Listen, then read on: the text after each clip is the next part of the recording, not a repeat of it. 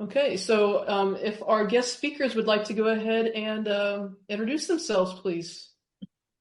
Sure. Good afternoon, everyone. I am Dr. Nucelle Chance, and I am a third-year assistant professor here at Fort Hays State University. I'm an applied social psychologist and leadership practitioner, and so teaching Gen Psych as well as a variety of other courses. That was, kind of my framing for reviewing material here. And so we'll touch on that, and of course, any questions that you have particulars, please feel free to reach out. I'll share my email in the chat box towards the end. And I am Cheree-Encapera, and I'm a professor at Butler Community College. I've been here for 27 years already. I am also the leader of our student group called So Psyched, and we do research. One of the few community colleges that have been at the regional conferences that we're at, so we're pretty proud of that. And then also I'm the department chair for behavioral science. And we are currently using one of the OERs that we looked at here at Butler. So Wonderful. Okay, thank you for that. And so I'm going to go ahead and share screen here real fast. And just have a couple of slides, and then we're going to kick it to our guest speakers to talk about what they found. So one thing that we just really wanted to kind of highlight is our purpose for this. And we're looking really at the fact that this is, we recognize OER takes time, and sometimes there's a lot to filter through. And so we're really just having this in the attempt to reduce a barrier for faculty to get their feet wet in OER. So again, the purpose of this is of these recommendations is to save time for faculty and instructors. And these are in no way, shape, or form are mandated or looking at moving that direction. Oh, it kicked me out.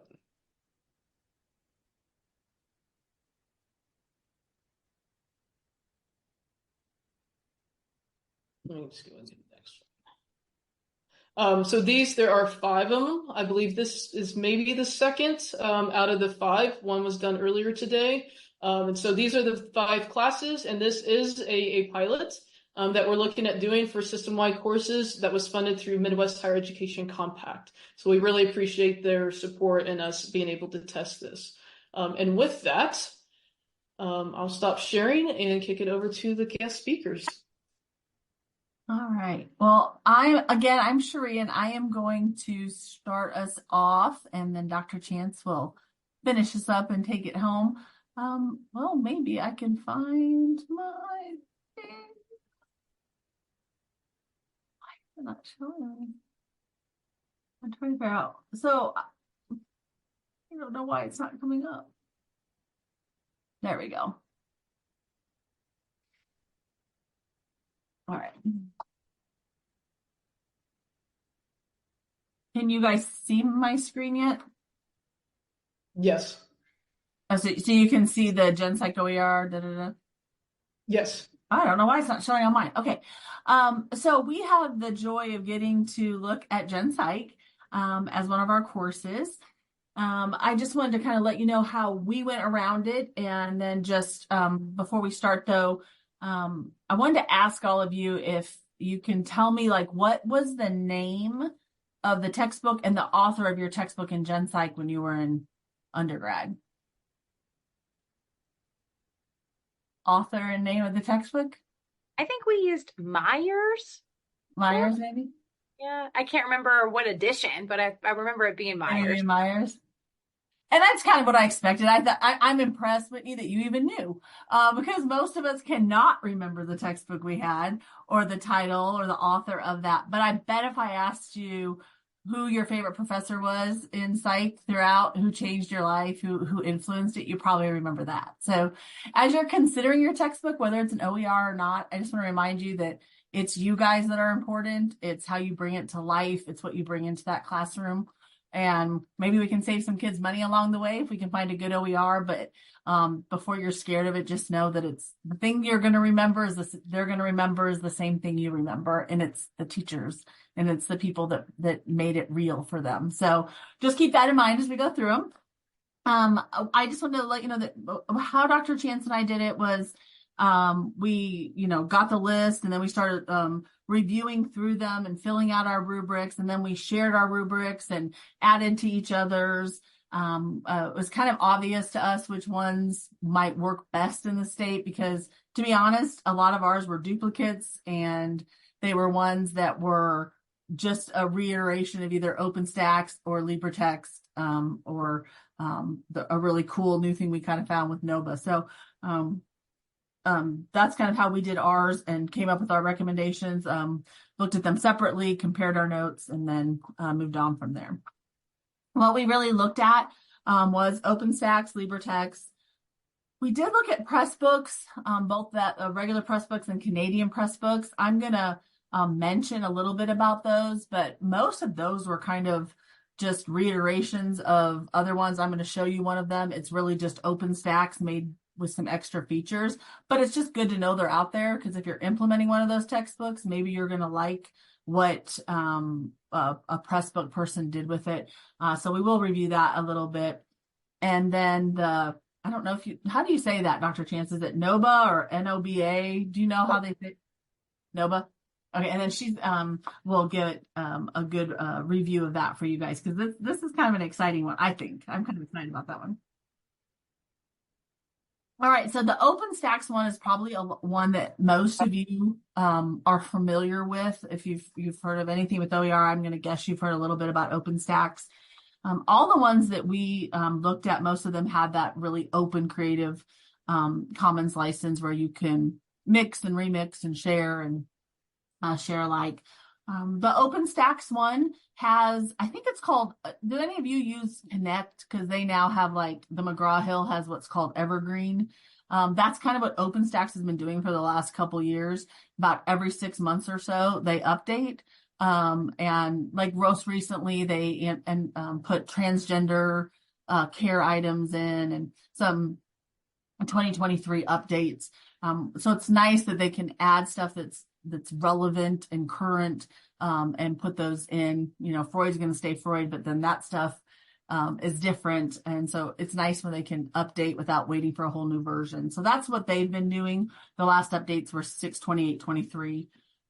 We found that it was, pretty accurate and unbiased from what we could see. It was accessible. One of the good things about OpenStax is there was robust ancillary materials. There were test banks, and there were PowerPoints. There's lots of videos embedded throughout the textbook, critical thinking questions, application questions, study materials, things like that. And then the LMS integration is pretty easy with a module format already created. If you go into OpenStax, they have where there's Canvas stuff ready to go that you can put in and fit to your school. Was there a question, or no? We're good. Okay. I wanted to point out, and I'm going to show you just super quick. One of the cool things about OpenStax is that it does have some features that rival that of textbooks that you would pay for. For instance, McGraw-Hill. So this is just my actual OpenStax account. Can you see the OpenStax page now? Is it open? And so this is the actual book online. Students can create a free account. And then when they're in their free account, they can highlight things in different highlights. They can put little notes over here. I just did some just for fun. And those are saved. They're forever there for them. So just like they're highlighting in their own textbook or taking notes, some of the features McGraw-Hill has, that's a free feature in this. They've also got different videos throughout. At the end of each chapter, they've got critical thinking questions and review questions and summaries and key terms and things like that. So they were really robust on answering ancillary materials compared to some that we had a chance to look at. So that's an example. And then to also show you, we do use that textbook. This is some of the stuff that's ready. They break it down. You can do by little chapter content. Direct links into the textbook, and you hit, it'll take you right into the textbook from your Canvas LMS. So It does have a really good navigable ability. Can't talk today. With that, and then we've added lots of our stuff too. So if anyone after this is over wants to see how we have put different things into ours, please reach out and I will happily show you that. The next one I want to mention is Pressbooks. And like I said, I'm not going to spend a lot of time on this because most of the Pressbooks we looked at were OpenStax or LibreText type ones that have been adapted. I did want to show you, though, a cool thing is if you at least look at the different Pressbooks that are out there. This is the OpenStax textbook, but they have some neat little quizzes and flashcards that are in them. So you could always it's totally open to you. So you could give your students this extra resource, or I don't know how well that integration works, but you might be able to use that also. So there's a lot of, this is a professor that puts out a talking thing to all the PowerPoints in that same OER. So if you get out there online, there's so much stuff that goes with all of these different things. But Pressbooks didn't seem like you could mix as easy as maybe some of the others. But it did seem up to date. It was editable. It seemed to be, help me remember, Dr. Chance, what was it, just in the like HTML format? I can't remember. I remember there's some with, it's not quite as mixable as like LibreText. Yeah, the accessibility was a little more limiting than the prior one, and maybe even just the aesthetic appeal. Yeah, I agree. So we just didn't get to see that as much with most of those. So I would more, as far as a recommendation, this would be something you might use to supplement another one, but at the core, it didn't seem as easy to work with. And the last one I have to talk about before I turn it over to Dr. Chance would be LibreText. And LibreText is really cool. It is accessible. It does have really robust ancillary stuff also, but you have to pay for it. A paid subscription by your school, but I know that Kansas has now bought one, but not all schools have it. What I was told is right now it's 3. Butler is one. Butler, I believe K-State and someone else. But me and Dr. Chance, we did not think this could fully be recommended until we made sure everybody had the same access to this. So if it's something your school wants, I know there's money at the state level we should fight to get to make sure your school has it, because it is pretty cool how much it can. I say it probably has the best editability. You can totally like take chapters out. You can add your own stuff. And the mixing is supposed to be really easy, but it would take a lot of faculty training. So that would be my one caution. If you pick that, you're really going to have to train your faculty or find a group that want to use the same textbook at your school where, that time would be in it, because the remix is really cool what you can do with it. And it's sharp looking. Also, it's got, all this stuff, and it's got extra stuff at the end. I was just going to quick show you. They've got little like self-tests and stuff like that. And it's really sharp and pretty looking. And I guess when you're in the remix feature, I've done training on it like 3 days and I still don't feel like I'm that great. But you can really just pick and move chapters around and sections and take stuff out. Probably better than OpenStax or any of the others. So it's probably something, if you're willing to get trained on, that could be really cool and worth it. And now I'm going to turn it over. Oh, wait. Why is it not? Oh, you know what? Let me go back for a minute. Am I not in full presentation mode? Because it should do your. I had pulled them out because I figured I wouldn't be running. So. Oh, okay. All right. I was like, wait, why is it not doing your cool thing? All right, there you go. Yeah, I had animations, but I was like, if I'm not running the animation. Yeah, I could have done it for you. It's all good. It's all good. So, based on the rubric content and our conversations in between filling in the rubric, we had, very clear alignment on our interpretations of these various resources. And so by the time I had got to the NOVA project, which in hindsight is funny because I'd heard of it before. I'd seen it when I've done searches for sources and things to support student learning, but I had never accessed it before this, probably because I had to create an account and had like a 30-day window trial type of deal. So I was like, let me not waste it until I actually really need it. So this was my opportunity to do that. And boy, oh boy, was I surprised at the quality of and the ingenuity that the NOVA project actually is. So as far as the let me kind of step back. The NOVA project is more than just a ebook itself. It's a database that hosts several psychology-based e-sources. And obviously GenSight being one of them, but not the limitation of them. So as far as those rubric criteria, accessibility, content scope, all of these types of things, it checks the boxes. So it is that unique comprehensive OER, because it has that increased extensive scope of content that it's covering. And the benefit is that it's not just the traditional, introductory psychology stuff.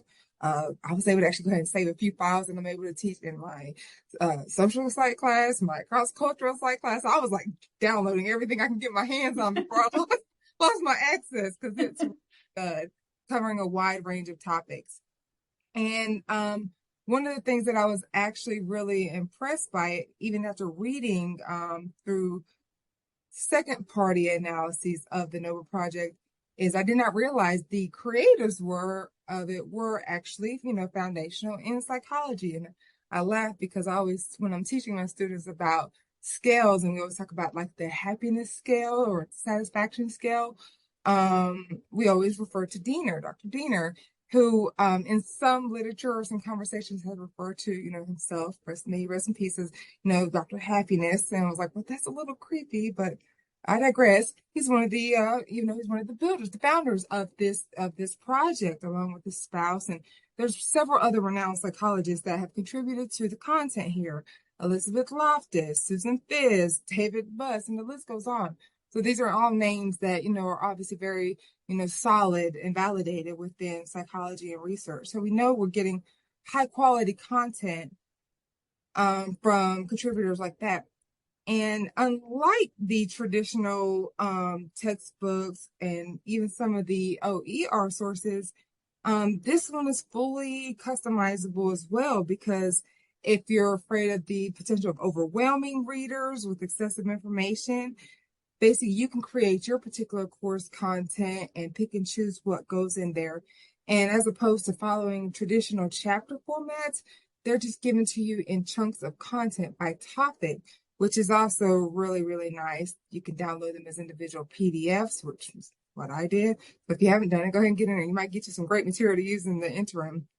And it allows students to be able to, for me, at least as I was reading it, it felt like it was very digestible from students that range from a 2-year community college up through a university where they may be at varying levels of prior knowledge coming in. So it felt very easy and applicable across different learning groups.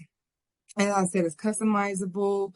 And there is, of course, this very, intense peer process, because the fact is that we as instructors and researchers, we can actually request contributions to the NOVA project. So if we wanted to design a book, that is a project request we could undertake with the NOVA project. And they would, help filter in reviewers, and we could write chapters and write content, and we could technically build our own OER and house it in the NOVA project. Conversely, if we like some of those other OERs, we can use that information in the NOVA project as well, as we're creating a full course, for instance, for GenSight.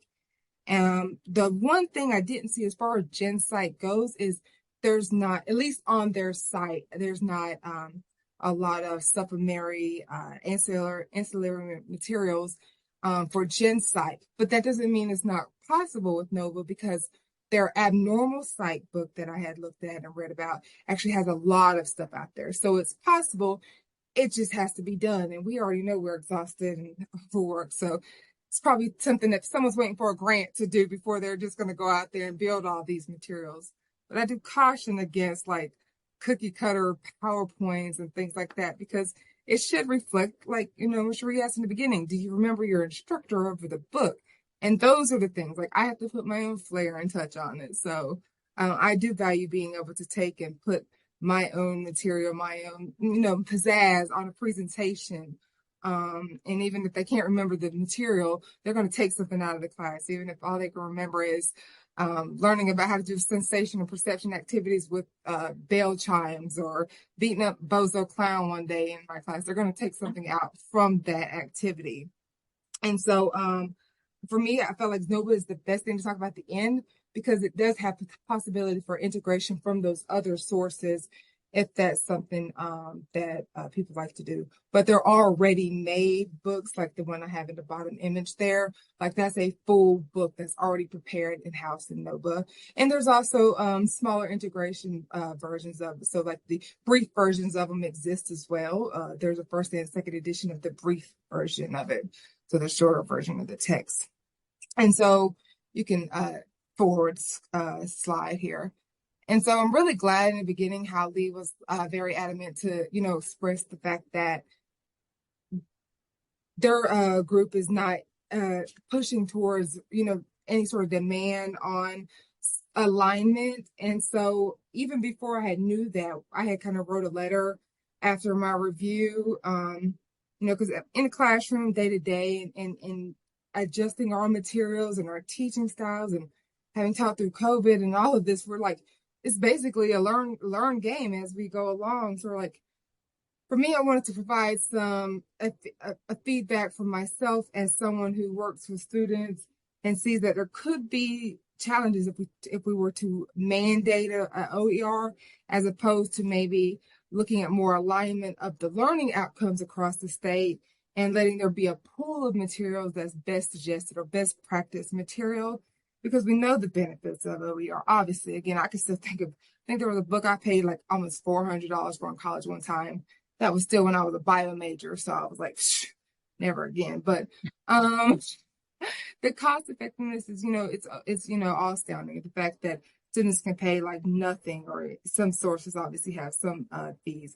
But we're trying to obviously get away from that the same way we're trying to get more into open publishing of our research as opposed to these paper publications that require people to pay for reading. I think that's kind of in the same argument scope there. Easy accessibility, ability for collaboration is, top benefits of OERs. On the flip side, though, we do know that if there were obligations or requirements for mandating, their drawbacks would be, potential restrictions on academic freedom, quality control concerns regarding the quality of some of the OERs, because again, all of them are not at the same level of, rigor and quality, and again, even some of aesthetic appeal. Like that's going to impact some people's learning ability or ability to continue to read through it if it's, just like hard to constantly look at and things like that. And it speaks to the limitations possibly due to some of the ones that might be, for a lack of better words, duller than the others. So, for instance, with NOVA, that was one that was very vivid, very engaging, and it could be just the style of writing being a little less formal and being more approachable in their language there, making the content digestible from someone without necessarily a psychological background and things like that. And as far as the alternative approaches, as we mentioned, making sure that our outcomes are aligned specifically and encouraging faculty to even start to contribute to OER if they have the foundation to develop materials like that. If they're adopted, then there should be ongoing evaluation of them to make sure that they're kept up to date as far as relevant research and timely. And then, of course, overall, we do, we stand for the autonomy of instructors, but overall want to make sure that we're benefiting our students, especially when cost is already a challenge for things like just tuition in general, traveling, bag, living expenses. If this is something that can help with that, then we definitely understand prioritizing the learning outcomes as the foundation, especially in a very early level course like a Gen Psych where it generally exists. So that is the summary that we have there. Any questions? Feel free to turn on your mic and camera if you would like to jump in and have a question.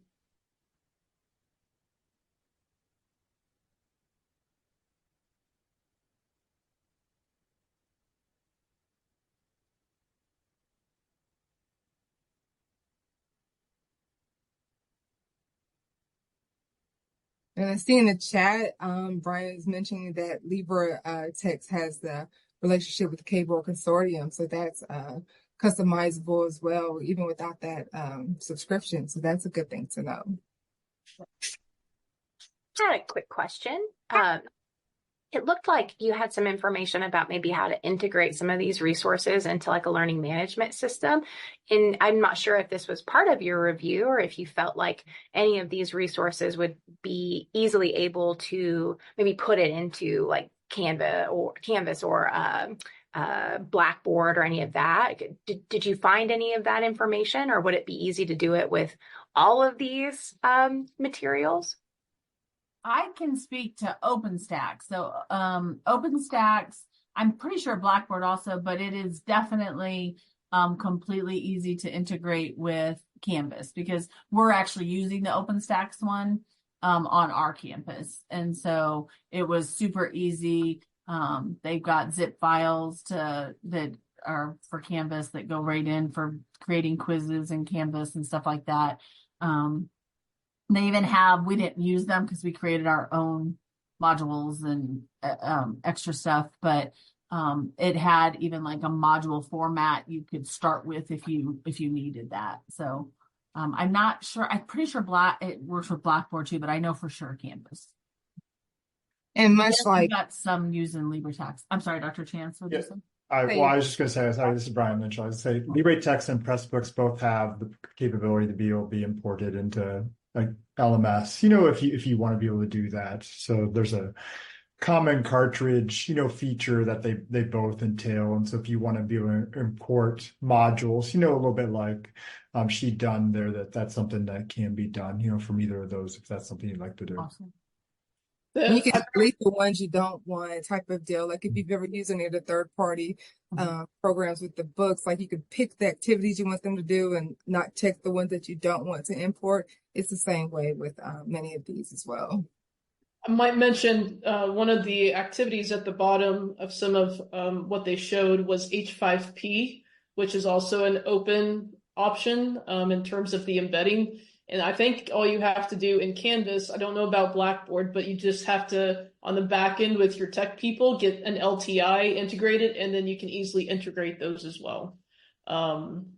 You should be able to also use, if they're live and already made, you should be able to just take that embed code and then also embed it. So there should be a couple of easy ways to embed those H5P activities. Oh, very cool. Yeah, at least as long as they're formative, you should be able to just use them, out of the box and not have to necessarily change them. Things if you're not trying to collect a score, or know what students took them and things, you should just be able to use them. And that is their recommendation, is to use only formative for H5P. Okay. Any other questions? I know we're at the hour here. Any last minute questions? Okay, well, I'd really like to thank our guest speakers. Thank you so much. I'm going to go ahead and stop the recording here.